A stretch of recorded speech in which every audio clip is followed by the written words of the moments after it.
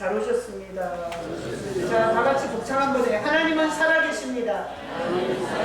다시 한번 하나님은 오늘 나에게 말씀하십니다. 자, 제가 설교하러 올라섰는데요.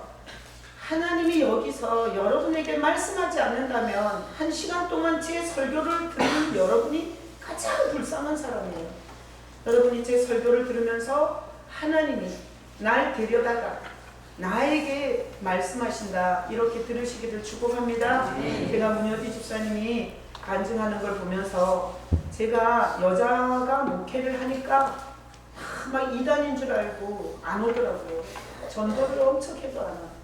그래서 전도를 하다가 그만뒀어요. 그리고 나서 엎드려서 기도했어요. 하나님이 목회하게 해놓고 성도를 안 보내주냐고. 그러면서 기도하는데 여러분, 제가 전도에서 온 사람이 한 명도 없잖아요. 그죠? 참 희한한 방법으로 다 오셨잖아요. 근데 우리 문여디 집사님은 제가 교도소 설교를 했는데, 그 청주교도소에서 설교를 했는데 그 제 설교를 들은 제소자가, 문여디 집사님이 거기 있는 제소자 몇 명을 이렇게 계속 정기적으로 돕고 계시는데, 그 제소자가 그 최남 목사라는 분이 있는데 수원에 산다더라. 근데 정말 은혜를 받았다고 하더라. 진짜 얘기한 사람 내 집회에 나오지도 않고 거기 나가서 은혜 받은 사람이 가서 얘기한 걸 듣고 그렇게 얘기를 한 거예요. 그래서 이분이 서울 온누리 교회를 다니셔서, 서울 온누리 교회인가 하여튼 그 큰 교회를 다니셔서 뭐 선한 것이 있겠나 이러고 안 오셨대요. 그러다가 이제 그 교도소에 있는 제소자의 그 얘기를 듣고 오셨어요. 문여디 집사님이. 그래서 저는 또 이렇게 생각했어요. 무슨 또 그렇게 와서 선한 것이 있겠냐. 그래서 작은 교회니까 뭐 몇만씩 모이고 이런 교회에서 막 빵빵하게 신앙생활 하다가 뭐 또 선한 것이 있겠나, 좀 이따 가겠지 이렇게 생각하고 별 기대를 안 했는데, 문여디 집사님이 이게 말씀을 들으면 매주 자기한테 하나님이 어쩜 그렇게 정확하게 꼭 집어서 말씀을 듣게 하시는지, 자기가 정말 저한테 막 사랑 고백도 많이 하셨어요. 저분이 목사님 사랑한다고. 근데 또 뭐 문여디 집사님의 간증을 들으니까 제가 참 너무 귀하시다. 그리고 참 은혜가 되고, 저도 이제 이렇게 많이 울었고요. 보니까 우리 장모님이 제일 많이 우셨어요. 참 내가 우리 장모님하고 이렇게 같이 살면서 보면 정말 마음이 부드러우세요. 그래서 깜빡하지가 않아, 억세지를 않아. 하여튼 은혜가 앞에서 많이 졸기도 하세요. 그냥 여기 제 옆에 앉아있는 사람들이 많이 졸아요. 장모님이랑 그 옆에 쭉. 근데 하여튼 뭔 은혜스러운 얘기를 하면 그때 깨가지고 울어요. 제가 설교하면서 항상 참 힘이 되고, 그리고 정말 이런 역사를 말할 수 있게 하신 은혜로우신 우리 예수님께 정말 모든 찬양과 감사와 존귀와 영광을 돌립니다. 아멘. 자, 우리 오늘 고린도전서는 고린도 교회에 바울이 쓴 첫 번째 편지인데, 고린도 교회는 싸움을 하는 분쟁이 있는 교회였어요. 그래서 우리가 앞에서 이제 시리즈로 보다 보니까 앞에서 왜 싸웠냐? 사역자 갖고 싸웠어요. 아볼로파, 바울파. 그래가지고 사역자 갖고 싸우는 이런 문제를 우리가 쭉 이제 봤어요. 오늘 본문이 고린도전서 3장 10절, 11절인데 다시 한번 읽겠습니다. 다시 한번 읽어봐요. 내게 주신 하나님의 은혜를 따라 내가 지혜로운 건축자와 같이 털을 닦아주네. 다른 이가 그 위에 채우나 그러나 각각 어떻게 그 위에 세울까를 조심할지니라. 이 닦아둔 것 외에 능히 다른 털을 닦아줄 자가 없으니 이 터는 곧 예수 그리스도라. 오늘 이 본문을 읽어보니까 건축에 대해서 얘기를 하는 거죠. 자, 건축을 생각하셔야 돼요. 자, 이게 우리가 건축을 해보면 건축에서 가장 중요한 게 뭐일 것 같아요? 터 닦는 거예요. 터 닦는 거죠. 그래서 이렇게 건축이라는 게 터를 닦고 그 이외에 건물을 세우는 거예요. 근데 오늘 우리가 이 본문을 보기 전에 건축의 원리를 생각해 보면 이 터는 보이지가 않아요. 그리고 건물은 보이는 거예요. 그래서 우리 빙산의 일각이라는 말이 있잖아요. 그래서 빙산의 원리를 보면 밖으로 나온 것이 작다고 해서 무시했다가는 타이타닉호가 전복되는 것 같은 대형 사고가 나는 거예요. 그래서 우리는 빙산을 볼 때 겉으로 나타난 건 작지만 그 밑에 어마어마한 얼음덩이가 들어있을 거라고 추측하는 게 빙산을 보는 거죠. 그래서 인생을 살아가면서 보이는 것만을 보고 사는 것은 인생에 대형 사고가 날 수 있어요. 그래서 오늘 이 본문에 보면 바울이 이렇게 얘기했어요. 내게 주신 하나님의 은혜를 따라 내가 지혜로운 건축자와 같이 터를 닦아두네. 그러니까 바울은 고린도 교회가 세워지는데 터 닦은 자라는 거예요. 터 닦았어요. 다른 이가 그 위에 세우나 그러나 어떻게 그 위에 세울까를 조심하라. 그래서 보니까 고린도 교회 복음으로 터를 닦은 거는 바울이고, 그리고 그 위에다가 양육적 그런 사역을 한 건 아볼로예요. 자, 그러니까 바울이 터를 닦아둔 데다가 그 위에다가 건축을 하는 건데, 여기 11절에 이 닦아둔 것 외에 능히 다른 터를 닦아둘 자가 없으니 이 터는 곧 예수 그리스도라. 그러니까 바울이 자기가 닦은 터는 뭐라는 거예요? 예수 그리스도의 터를 닦아서 이 교회를 세웠다는 거예요. 근데 고린도 교회의 문제는 뭔가면, 고린도 교회 성도들은 바울이 어떤 사역자인지, 아볼로가 어떤 사역자인지만 본 거예요. 그러니까 그 밑에 있는 터를 보지 못하고 그 위에 있는 건축물을 보면서 그 사역자들을 가지고 우왕좌왕하는 이런 문제를 이 본문에서 이렇게 볼 수가 있어요. 자, 그래서 우리 인간의 시력이라는 게 고장이 났어요. 다 같이 복창하고 가요. 내 시력은 고장나 있다. 여러분 오늘 말씀 들으면서 여러분의 시력이 고장났다는 걸 전제로 해서 들을 수 있기를 축복합니다. 시력이 왜 고장났냐? 원래 인간이 창조되었을 때는 뭘 보면 다 거기에서 하나님이 보였어요. 어떤 피조물을 보든지 거기에서 하나님을 볼 수 있었어요. 그래서 태초에 창조된 인간은 이 세상 만물을 보면 그것을 만드신 하나님을 볼 수 있는 눈을 갖고 있었어요. 그런데 죄가 들어오면서 타락하면서부터 인간이 보이는 현상만 보지 그 배후에 있는 하나님을 보지 못하는 이런 영적인 소경이 된 거예요. 이게 제가 하는 얘기가 아니라 로마서 말씀 올려줘 보세요.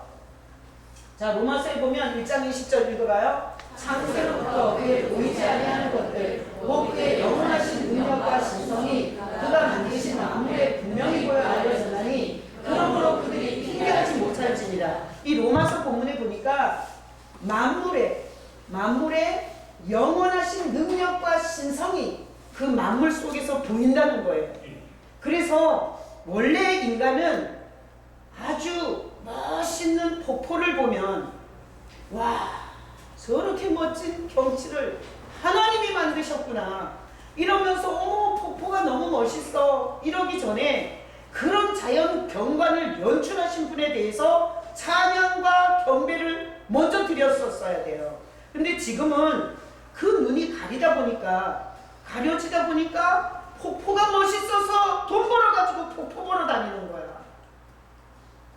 주일날은 하나님 앞에 와서 말씀은 안 듣고, 여름에는 바다가 너무 좋아. 그래서 주님한테 안 오고 바다 가서 풍덩 빠져가지고 사는 거예요. 여러분 지금 계절이 뭐예요? 가을이죠. 이 가을에 하나님이 보이세요? 자, 가을만 봐야 돼요? 하나님도 보여야 돼요? 송춘희 집사님 가을만 보여요? 하나님도 보여요? 하나님도 보인대요. 자, 가을에 살잖아요. 지금 이제 좀 있으면 겨울이 올 거예요. 근데 가을에서 하나님이 보여야 돼요.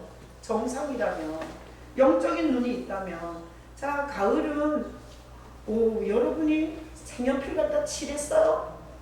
은행잎에다 노란 색깔 갖다 칠했냐고요?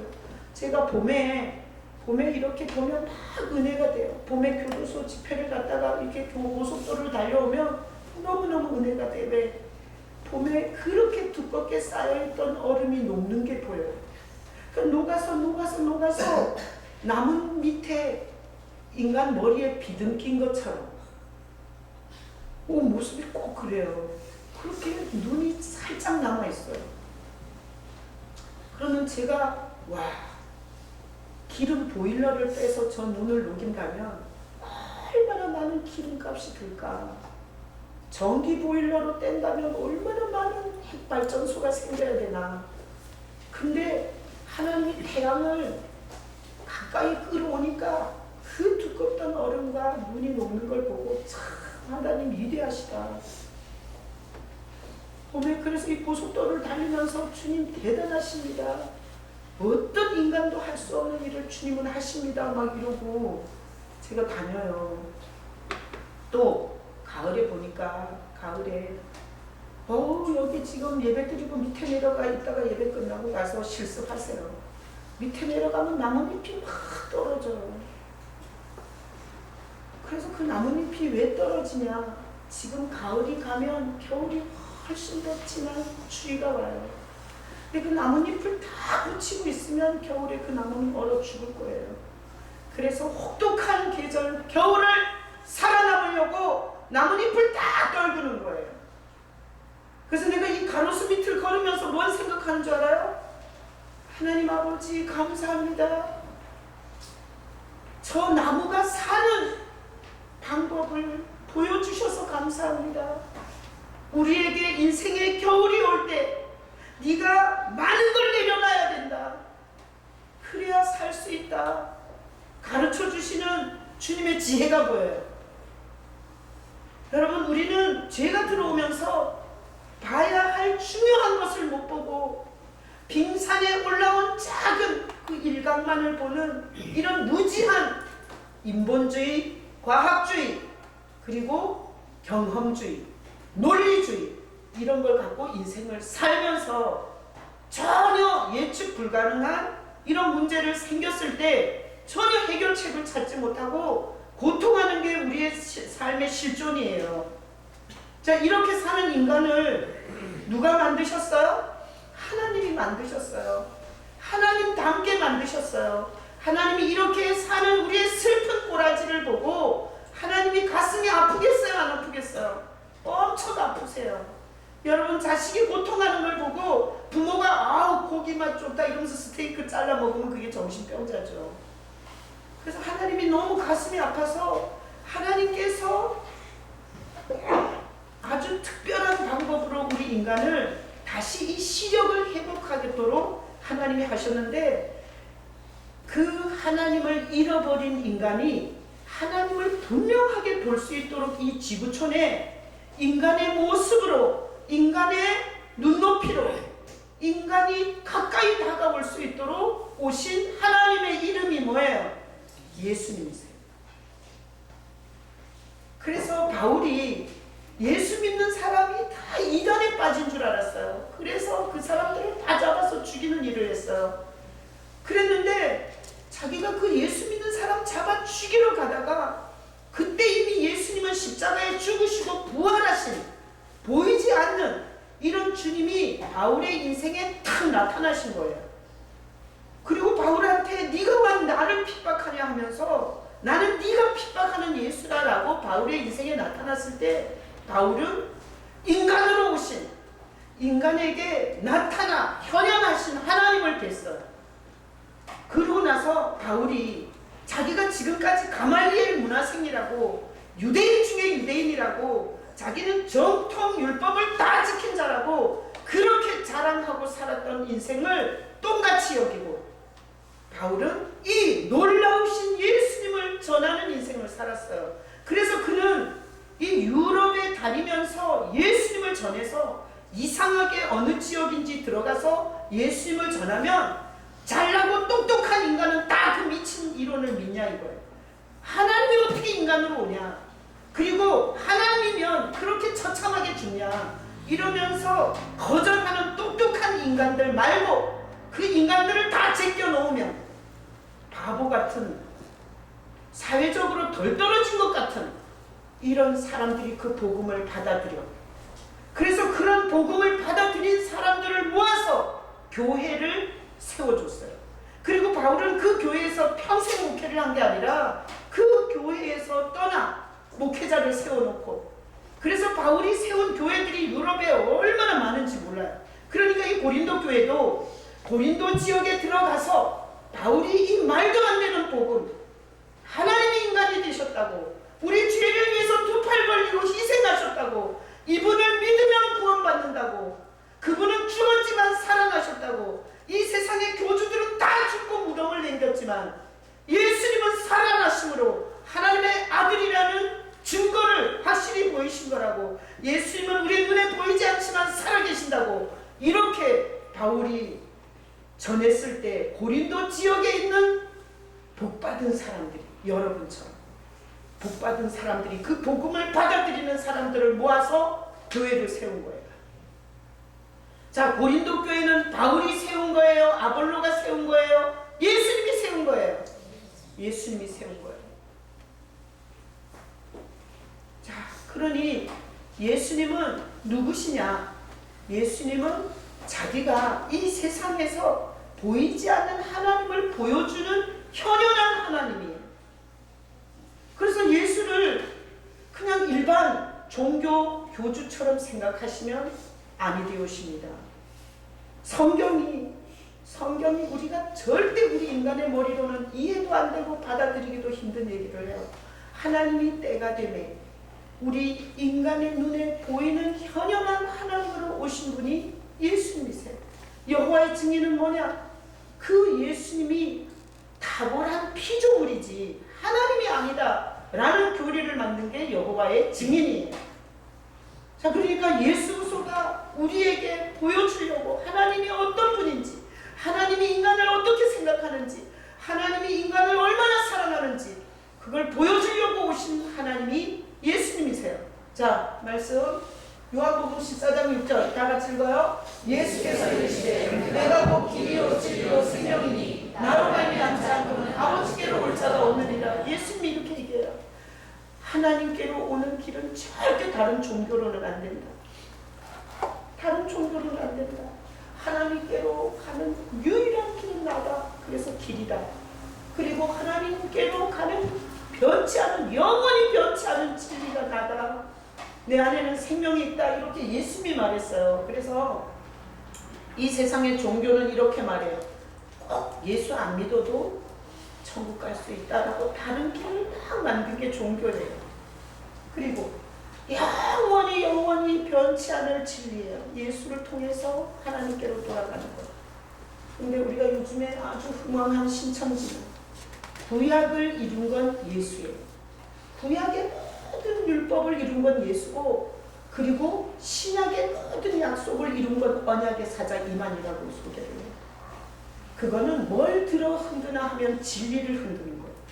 하나님은 예수 그리스도가 직접 영원히 구원받는 변치 않는 원리는 나를 통해서밖에 없다 그랬거든요.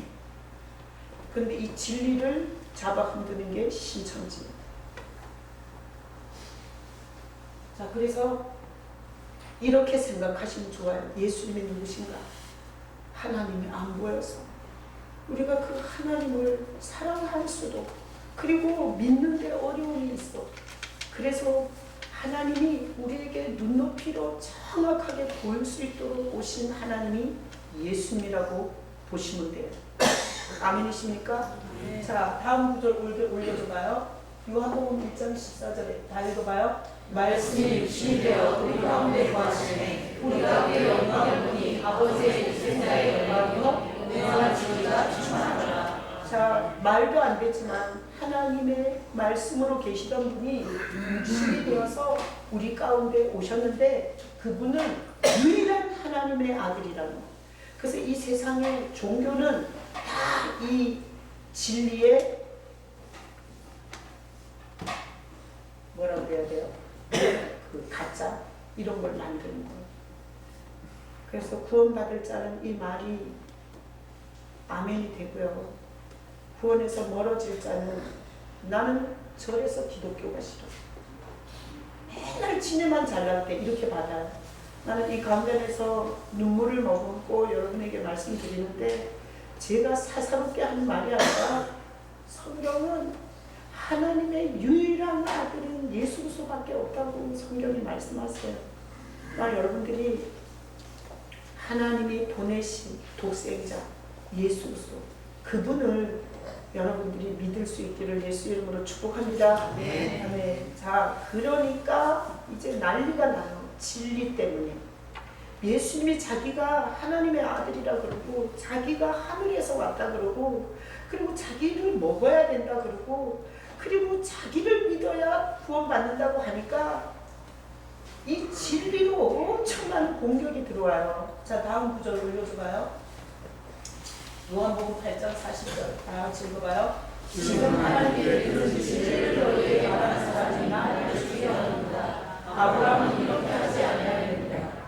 예수님은 종교 지도자들이 다 죽이려고 해요. 왜? 30살밖에 먹지 않은 새파란 청년이 그리고 찌질하게 목수의 아들로 그지같이 남루한 옷을 입고 사는 인간이 어느 날 나타나서 마리아와 요셉 사이에 그의 형제들이 다 있는데 자기가 하나님이라 그러고 자기가 진리라 그러고 자기로 말미암지 않고는 하나님께로 돌아갈 수 없다고 얘기할 때 하나님께 들은 진리를 사람들에게 말했을 때 인본주의적인 사람, 과학적인 사람, 똑똑한 사람, 머리 굴리는 사람, 경험주의의 근거에 서 있는 유대 종교 지도자들은 다 그 진리를 말하는 예수를 죽이고 싶어 했어요. 그래서 결국 진리 대신 예수님은 비진리를 주장하는 종교 지도자들에게 잡혀서 죽었어요. 근데 하나님은 그 실패 같은 그 일을 가지고 하나님은 결코 실패가 되지 않게 일하시는 분이세요. 그래서 이렇게 한번 그림을 그려보세요. 하나님이 인간의 눈높이로 인간이 잃어버린 하나님을 보는 시력을 찾아주려고 그렇게 인간의 모습으로 이렇게 갈릴리와 우리 지구촌에서 그 예루살렘 땅에 오셔서 그 지역을 걸어 다니셨어요. 실제로 우리는 예수를 조작한 인물로 생각할 수 있지만 유대인들은 절대 예수를 조작한 인물로 생각하지 않아요. 자기네 역사 속에 이순신처럼 세종대왕처럼 분명하게 그런 분이 있었다는 것은 절대 인정해요. 그게 이스라엘 민족과 우리의 차이예요. 자, 그렇게 걸어 다니면서 이런 인본주의와 과학주의자들이 들을 때는 쳐 죽여야 할 말을 그렇게 쏟아내고 다닐 때 희한하게 그를 따랐던 사람들이 있어요. 누구예요? 제자들이에요. 그래서 예수님이 그 제자들에게 해준 말이 있어요. 자, 다음 구절. 자, 요한복음 8장 32절 읽어봐요. 시작. 진리를 알지니 진리가 너희를 자유롭게 하리라.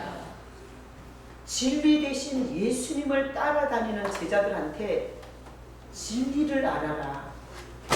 진리가 너를 자유롭게 할 거다. 이렇게 얘기했어요. 자, 진리가 뭐예요? 예수님이세요. 그러니까 이 얘기는 나를 알아라. 아까 요한복음 14장 6절에서 내가 곧 길이요 진리다 이랬으니까 여기서 진리를 알지니 그랬으니 뭘 알으라는 거예요? 예수님을 알으라는 거야. 네가 진리 대신 예수님을 알으면 자유롭게 될 거다. 이렇게 말한 거예요. 제자들에게 이렇게 말했어요. 자, 제가 한양대인가? 그 대학 앞에 갔더니 머릿돌이 있어. 머릿돌. 큰 돌이. 거기에 진리가 너희를 자유롭게 하리니 아니 진리를 알지니 진리가 너희를 자유롭게 하리라. 이게 머릿돌에 새겨져 있어요. 자, 제가 전에 전도사로 있던 교회에서 여성교회 회장이고요. 서울대 나오셨어요. 그리고 성가대 엄청 열심히 하셨어요. 근데 이분이 안 나와요, 교회를. 그래서 목사님의 지령이 떨어졌어요. 그 사람 어디가 있는지 찾아서 왜 안 나오는지를 밝혀내요. 그래서 전도사들이 총동원 됐어요. 근데 보니까 여호와의 증인에 갔더라고요. 그래서 그분을 만나서 얘기를 들어봤어요. 그랬더니 이렇게 얘기를 하더라고요. 자기는 진리를 찾아 교회를 왔다는 거예요. 진리를 찾아. 근데 교회에서 여전도의 회장도 하고 그리고 식당 봉사도 하고 그리고 전도도 하고 구제도 하고 성가대도 하고, 그런데 진리를 못 발견했대요. 그런데 여호와의 증인하고 집에서 6개월을 성경 공부를 하는데 진리가 거기 있더라는 거예요. 그래서 자기는 안 돌아가겠다. 그래서 그 사람은 돌이키지 못했어요. 여러분, 진리를 찾아 헤매는 인생들이 얼마나 많은지 몰라요. 진리를 찾아. 근데 성경은 얘기해요. 그 진리 되신 분은 예수님이라. 그래서 교회 건물을 크게 하고 사람들을 많이 모아서 프로그램을 많이 하고, 그리고 막 성경 공부를 이리 쪼개고 저리 쪼개서 엄청나게 많이 공부한다 할지라도 예수가 없으면 교회는 진리가 없는 교회가 되는 거예요. 교회는 왜 십자가를 달아놓겠어요? 그분에 대해서 얘기하라고 달아놓은 거예요. 여러분, 진리를 찾아 자유롭고 싶으십니까? 그러면 여러분들이 예수님을 만나셔야 돼요. 예수님을 만나지 못하는 신앙생활 30년, 40년이 그런 갈등을 일으켜요. 진리가 어디 있냐? 교회 뭐가 진리냐? 목사가 진리냐? 새벽 기도가 진리냐? 금식이 진리냐? 이런 슬픈 이야기를 들을 수 있어요. 자, 그래서 하나님이, 우리가 하나님을 보는 눈을 잊어버린 거예요. 그래서 우리는 폭포에 미치고 단풍에 미치고 바다에 미치고 산에 미치고 아름다운 여자에 미치고 게임에 미치고 하나님을 잃어버린 시각을 가지고 우리는 엄청 인생을 허랑방탕하게 돼 이렇게 사는 거예요. 그러다가 갈 길을 모르고 죽음이 다가왔을 때 엄청난 공포심과 어디서 와서 어디로 가는지 답이 없이 죽음의 자리에서 너무너무 무서워서 떠는, 거품을 물고 떨고, 그리고 눈을 뒤집어 쓰고 떨고, 이러는 불쌍한 실체로 사는 우리가 너무너무 불쌍해서 하나님이 이 시력을 찾아주시려고 예수님을 보내신 거예요. 그래서 우리가 할 일이 뭐냐? 예수님을 어디로 받아들이는 거예요? 마음으로 받아들이는 거예요. 마음으로. 예수님이 보여요? 안 보여요? 안 보여요. 근데 그 예수님을 마음으로 받아들여요. 왜? 그 예수님을 마음으로 받아들이는 데는 내 마음을 열어야 되는데, 말도 안 되고 과학적이지 않고 논리적이지 않고 이론이 안 맞지만 분명히 내가 보니까 내 꼬라지 갖고는 하나님 앞에 설 수가 없어요. 근데 하나님이 우리의 이 죄를 처리하는 대속이라는 걸 구약 전체에다가 다, 제사에다가 다 녹여놨잖아요. 구약의 제사에서 짐승이 대신 죽어요. 그러니까 하나님은 우리 죄를 내가 직접 갚는 건 지옥에 가서 갚는 거고, 내가 지옥에 가서 내 죄를 그대로 갚지 않는 방법은 하나님의 용서를 붙잡는 방법인 거예요. 그래서 자기 꼬라지를 보는 인간이 내가 분명히 완벽한 인간이 아니고 하나님 앞에 떳떳하게 그리고 당당하게 설 수 없는 내 모습을 본 인간이 하나님이 거저 용서해 준다는 그 복음이 얼마나 반가운지 몰라요. 그래서 없는 예수도 만들어서라도 믿었으면 좋겠어. 내 과거를 돌아가서 해결할 수 없으니까. 그래서 믿음으로 그 예수님을 내 마음에 와달라고, 내 마음에 주님을 영접한다고 이렇게 고백을 하면 보이지도 않고 느낌도 없고 무슨 감각도 없어요. 그런데 그 예수님을 그렇게 마음을 열고 받아들이면 가장 중요한 게 뭐가 되냐 하면 예수가 돼요. 예수가 굉장히 중요해요. 교회를 갔는데 건물이 중요하지 않아. 의자가 극장식 의자가 중요하지 않아. 그리고 어떤 수준 있는 인간들이 교회에 다니는지 중요하지 않아요. 그 사람이 교회에 오는 이유는 나를 용서하신 그 예수님이 중요해요. 그렇게 예수님을 생각하고 묵상해보고, 그리고 왜 그런 방법밖에 없었을까? 이렇게 고민하면서 영접한 예수님을 점점 알아가는데, 그렇게 예수님을 알아가게 되면 예전에 잃어버렸던 시력이 열려요. 와, 내 이 고집을 남편을 통해서 다루시는구나. 이런 눈이 열려요. 옛날에는 저 왼수 때문에 내가 인생이 아니에요. 이렇게 생각했는데 그 사람을 통해서 나를 다루고 계시는 사랑의 주님을 만나게 돼요. 그러니까 자꾸 자유를 얻는 거예요. 그래서 이 고린도 교회 성도들의 문제는 뭔가 하면 사역자들만 봤어요. 그리고 그 교회의 기초 되시는 예수님을 잃어버리고 있었어요. 복이에요, 저주예요? 다른데 가신 거예요? 대답 좀 해봐요. 아니, 사역자들만 보고 그 교회의 기초이신 예수님을 못 봤어요. 그래서 싸운 거예요. 복이에요, 저주예요? 저주예요. 그래서 하나님이 바울을 통해서 편지를 쓰게 해서 너네들이 사역자를 보지 말고 그 교회의 기초된 나를 봐라 라고 말씀을 해줬어요. 복이에요, 저주예요? 복이에요. 잘못된 시력으로 치우쳐가는 이 고린도 교회 성도들에게 바른 시력을 갖도록 이 고린도 전서를 바울을 통해서 써준 그 하나님의 은혜를 생각해 볼 때 고린도 교회 성도들은 싸움은 싸웠지만 복된 성도들이에요. 자, 지금 우리가 사는 세상에는 모든 가치관이 보이는 데 다 꽂혀 있어요. 보이는 데.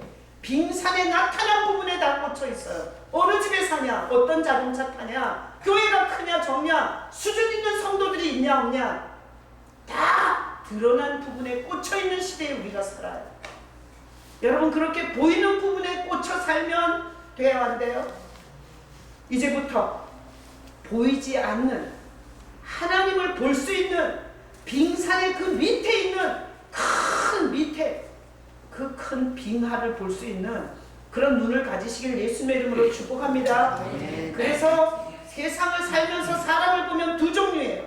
계속 자기 남편이 얼마 벌어오는지, 자기 새끼가 어느 한도로 갔는지, 그리고 자기가 무슨 메이커 옷을 입었는지 계속 보이는 걸 갖고 얻는 사람들이 주변에 있어요. 그런가 하면 보이는 건 별 볼 일이 없는데 보이지 않는 부분을 엄청 많이 얘기하는 사람이 있어요. 여러분, 어떤 사람하고 친하셔야 돼요? 되도록이면 보이는 부분 갖고 맨날 자랑질하는 사람하고는 좀 멀리 사시고요. 응? 보이지 않는 부분을 보게 해주는 사람들과 가까이 지내세요. 보이지 않는 부분을 보는 사람과 친해지면 그 사람이 보는 걸 보게 돼요. 나는 초신자 때 정말 재수가 없어서 믿는 남자 만나가지고 취미도 없는 신앙생활을 하면서 그렇게 교회 생활을 시작했잖아요. 그런데 나는 잊을 수 없는 사람이 있어요. 내가 우울증 걸린 사업에 망한 여자를 전도했어요. 그리고 나는 그냥 교회를 그렇게 다니는 건 줄 알았어요. 근데 이 여자하고 같이 구역 예배를 드리는데 이 여자는 자꾸 이렇게 얘기하는 거예요. 주님이 자기가 막내 아들의 며느리야. 막내 며느리. 근데 주님이 그 중풍으로 쓰러져 있는 시아버지를 네가 모셔라라고 감동을 하셨대요. 나는 그때 당시에 전혀 그런 시력이 없었어요. 성경은 성경이고 신앙은 신앙이고 내 삶은 내 삶이고 그렇게 내 삶에 실제적으로 역사하는 주님에 대해서 눈이 없었어요. 근데 이 여자가 자꾸 그런 얘기를 하니까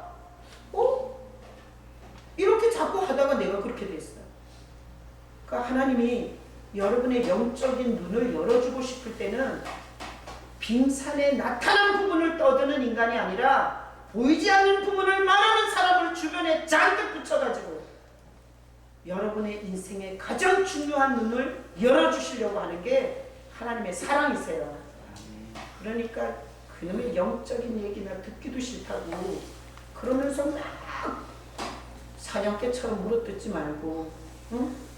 그런 사람들의 얘기를 잘 듣고 왜 저렇게 생각하는지를 생각하면서 주님 앞에 나가면 이 보이지 않던 하나님의 역사를 보는 눈이 열리십니다. 아멘이시죠? 아멘. 자, 그래서 지금쯤 나오는 게 뭐예요? 성도란 뭐예요? 성도가 뭐예요? 자, 빨리 대답해봐요. 성도가 뭐예요? 안가 집사는 다 준비하고 있어요. 내가 요즘에 성도란 뭐냐 이럴까봐 지금 흥분하고 있어요. 대답하려고. 자, 성도가 뭐예요? 보이지 않는 예수님의 털을 짚고 사는. 우리 교회는 아무도 없으면 내가 설교를 못해. 박수 한번 해줘요. 이렇게 공개적인 설교 시간에 이름이 불리는 게 굉장히 부담스럽고요. 상처받는다더라고요. 이제 안나는 그러나 나름 설교를 도와주려고. 자, 성도가 뭔가 하면 예수 그리스도의 터 위의 성계 성도. 예수 그리스도의 터 위. 그러니까 신앙생활의 모양은 똑같이 하는데 예수의 터 위에서 하지 않는 건 성도가 아닌 거예요. 그러니까 우리가 지금 여기서 같은 예배를 드리고 같은 신앙 고백을 하고 그리고 같은 교회의 이론으로 있는데 예수 그리스도로 기초가 되지 않았으면 성도가 아닌 거예요. 자, 그러니까 자기가 성도인지 성도가 아닌지 스스로 진단할 수 있어요, 없어요? 있죠? 옆 사람이 말해주면 돼요, 안 돼요? 안 돼요. 본인이 생각해. 성도는 예수 그리스도의 터 위에 서 있는 게 성도라고요.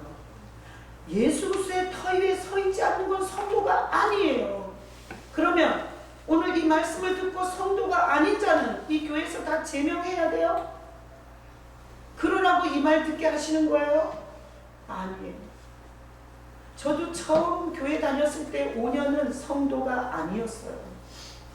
그냥 무당한테 가서 빌듯이, 불상 앞에 빌듯이 나도 내 인생의 고달픔을 비는 게 교회인 줄 알고 다녔어요.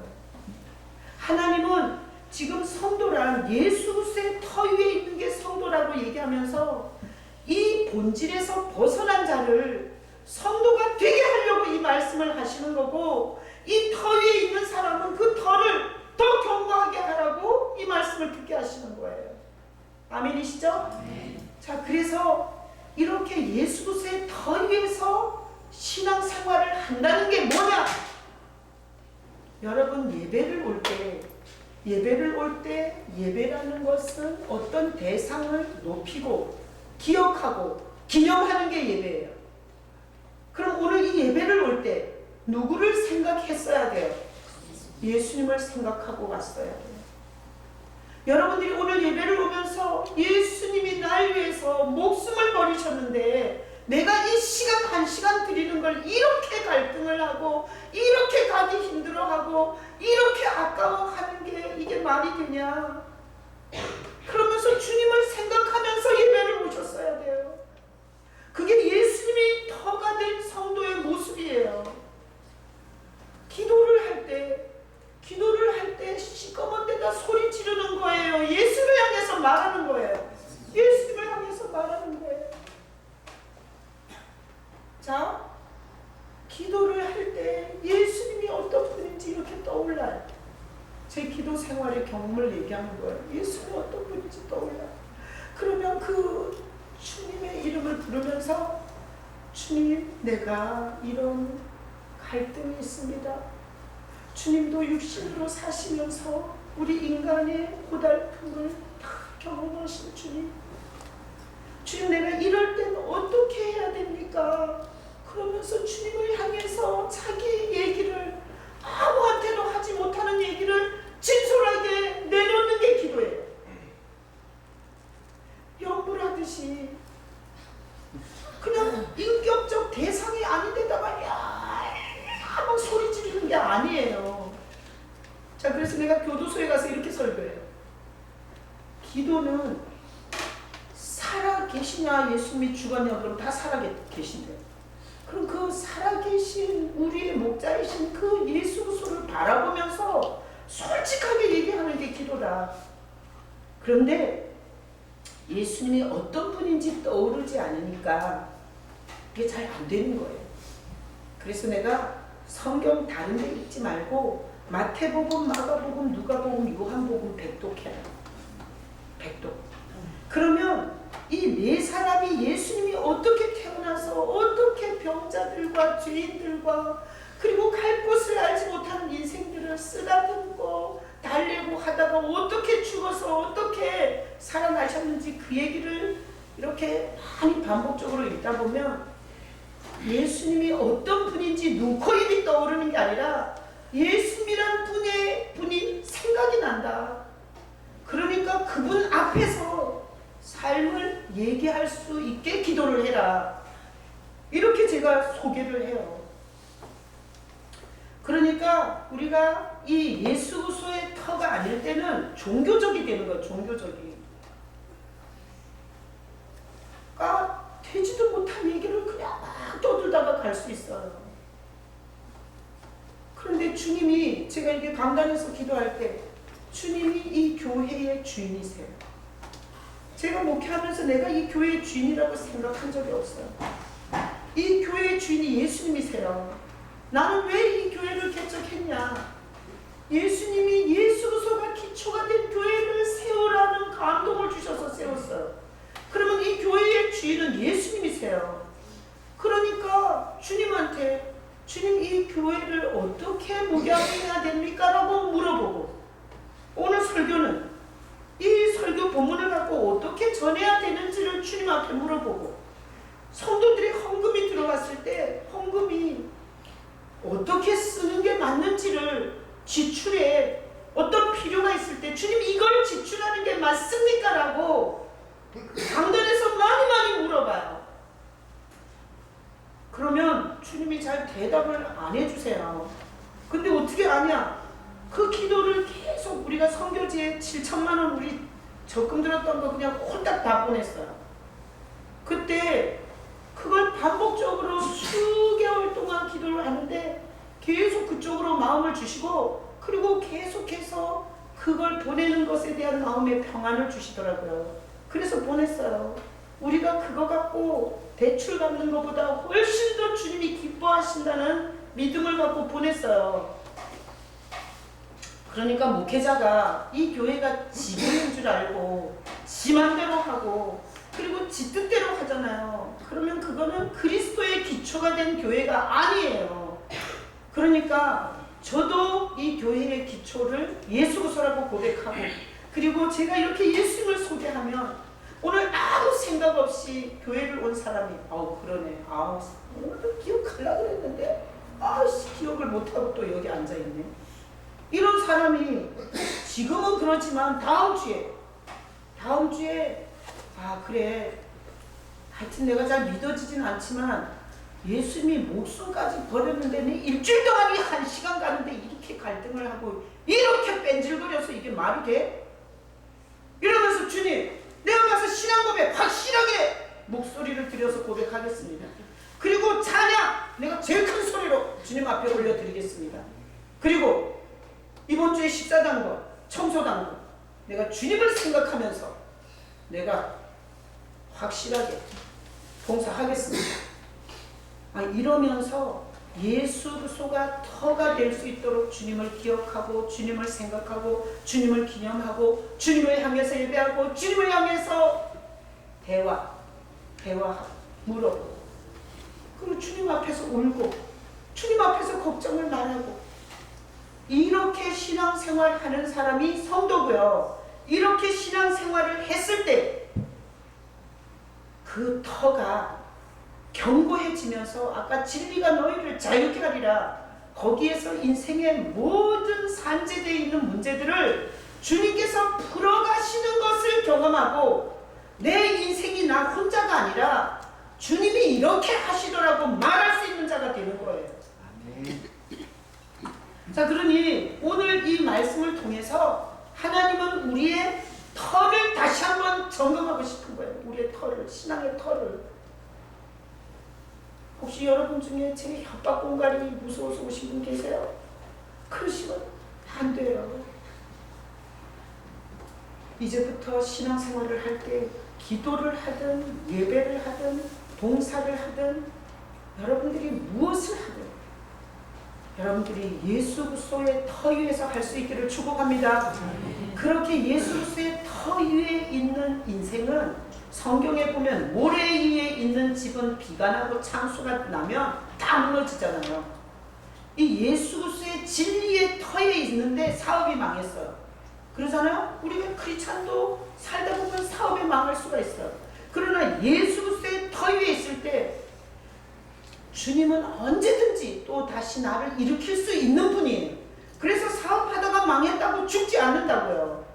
제가 이번에 천안교도소에 예배를 드리러 갔는데 교도관이 그랬어요. 계속 자살 시도를 하는 여자가 있다고. 30대 중반인데 기회만 되면 자살 시도를 한다는 거예요.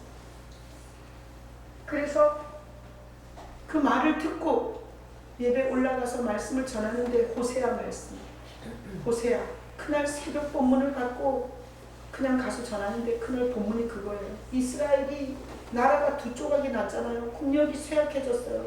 쇠약할 대로 쇠약한 나라는 강국이 불어오는 거예요. 그래서 그들은 아수르의 그늘로 가요. 아수르의 그늘로. 그 아수르가 자기네를 보호해주고 지켜줄 줄 알고 아수르로 갔는데 그 그늘이 결국은 잡아먹어요. 이스라엘은 결국 아수르에 망하잖아요. 그래서 내가 거기서 이렇게 설교했어요. 우리 인생들이 다 쉴 수 있는 그늘을 찾는다. 그래서 사람들은 돈 그늘을 찾고 남자의 그늘을 찾고 성공의 그늘을 찾고 자식이 성공하면 그 밑에서 편안하게 쉴 줄 알고 자식의 그늘을 찾는다. 근데 하나님이 우리에게 가장 안전한 그늘로 예수님을 주셨다. 그러니까 지금까지 뭔 그늘을 찾다가 여기 왔는지 생각해보고 하나님이 우리를 만드셨기 때문에 엄청 사랑하시는데 가장 안전한 그늘로 예수님을 보내셨으니 그 예수님 그늘 아래서 살아라. 여기 있을 때뿐만 아니라 나가서도 예수 믿고 살면 하나님이 당신의 인생을 어려움 중에도 계속해서 인도해 주신다. 이렇게 설교했더니 어떤 여자가 목사님 그거 사실이에요! 소리를 꽥 질렀어. 목사님 그 말 믿어도 돼요? 내 진짜 25년 교도소 다니다가 이렇게 용기 있는 여자는 처음 봤어요.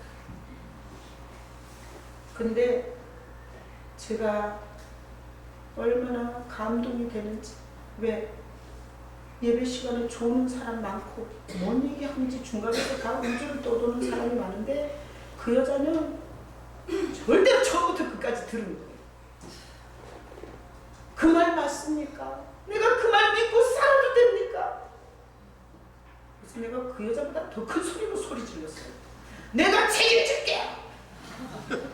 절대로 나가서 십자가 등지지 마시고 죽으면 죽으리다 하고 십자가 붙들고 예수님만 붙잡고 살아라. 내가 책임질게. 반드시 그 열마리를 돌 것입니다. 그렇게 얘기해 주는데 얼마나 성령의 이 감동이 큰지. 여러분 오늘 이 말씀을 통해서 여러분의 신앙을 점검하세요. 만약에 지금 현재도 사람 구경하러 다니고 나한테 잘해주나 안 잘해주나 그리고 수준 있는 사람이 있나 없나